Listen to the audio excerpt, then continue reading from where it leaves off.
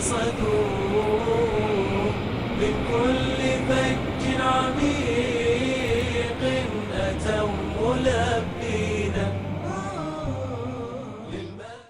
Viewers, we are on board for the holy land of Makkah.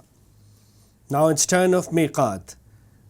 The place and time for preparing for pilgrimage is called Miqat. Yalamlam, Zulhulaifa, Jofa are the different names of these places according to their directions. All are Miqat for pilgrims. Yalamlam is in the south and is a coastal area which serves as Miqat for pilgrims coming from Yemen, China, Afghanistan, Bangladesh, Hindustan and Pakistan. This place is 92 kilometers away from Makkah. Similarly, Zulhulaifa is Miqat for pilgrims coming from Medina and its surrounding areas.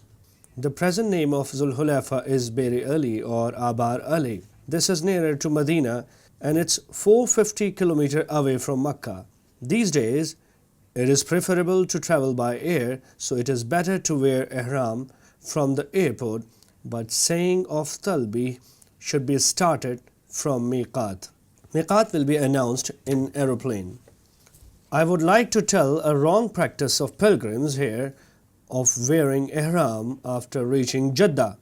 This is not an appreciated act and is a wrong practice.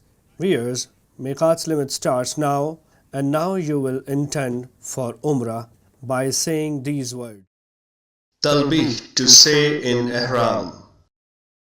Allahumma labbayka umrah. Translation. O Allah, I present myself before you for Umrah.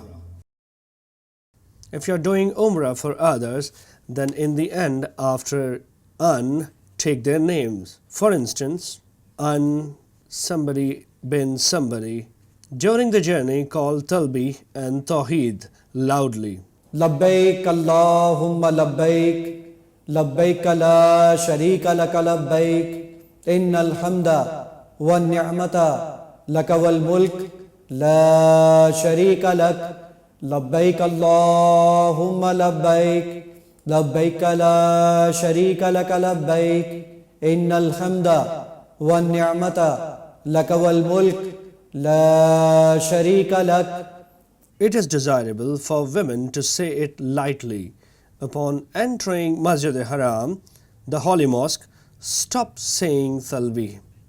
There are many gates of entry in the mosque and their names are written on their faces.